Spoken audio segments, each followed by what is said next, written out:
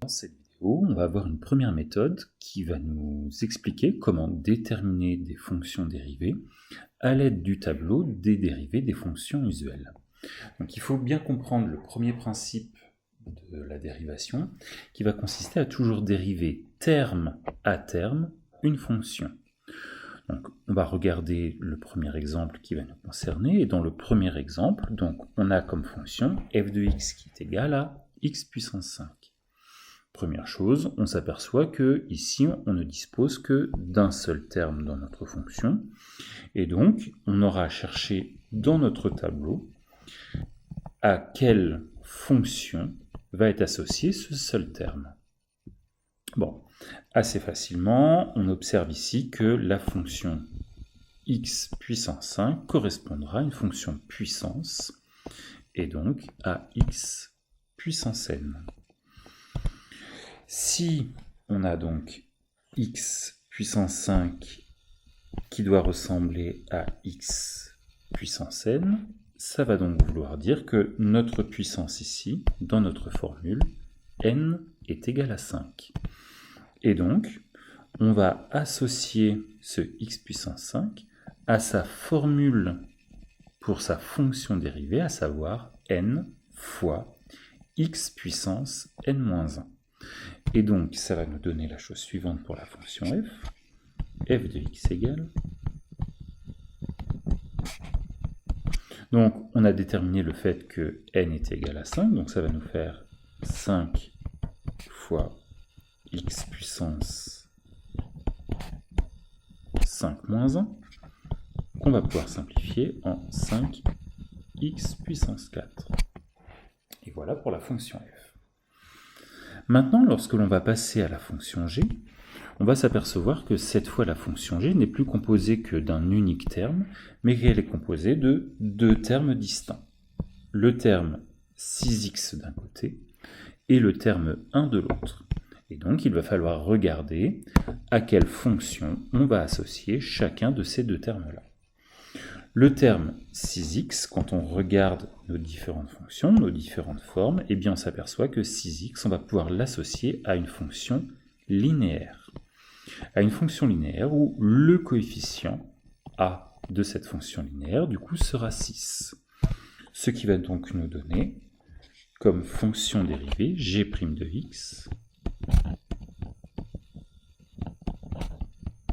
Donc, on sait que l'on aura deux termes distincts qui seront dérivés, et donc on est censé obtenir deux termes différents dans un premier temps. Ce terme 6x, donc, comme on l'a dit, sera associé à la fonction linéaire qui va se dériver juste en a, et donc ça va juste nous donner 6. Le terme 1, quand on regarde à quel type de fonction on va l'associer, eh bien on va l'associer à une fonction constante. Et la dérivée des fonctions constantes est 0.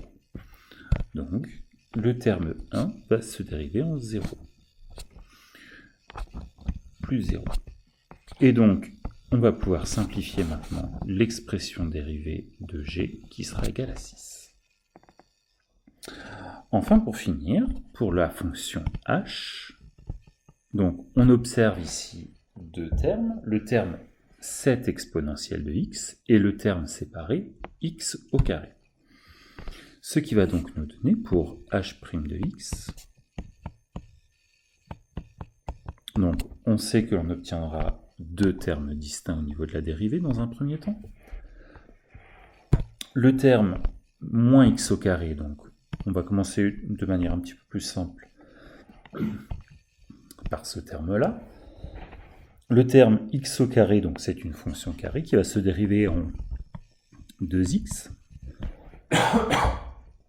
Et on va garder le signe devant. Ensuite, le terme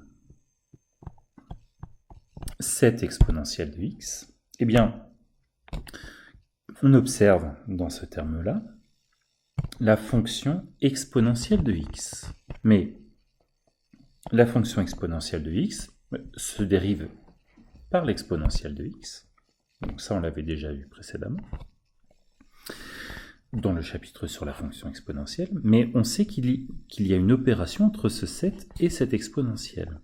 Et donc, si une fonction se trouvait être multipliée par une constante, ce qui est le cas ici, la constante va multiplier la fonction dérivée.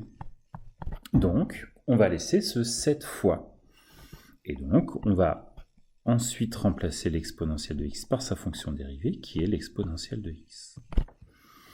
On va donc pouvoir maintenant simplifier en disant que c'est 7 exponentielle de x moins 2x. Donc, pour résumer, premièrement, on dérive toujours terme à terme, donc on commence par bien séparer les termes. Deuxièmement, lorsque un nombre est en constante dans une fonction, donc s'il est dans un terme tout seul, sa dérivée sera 0. Mais si ce nombre-là multiplie une fonction qui est dans notre tableau, comme c'est le cas pour le 7 et l'exponentielle de x dans la fonction h de x, eh bien le 7 va lui rester dans la fonction dérivée.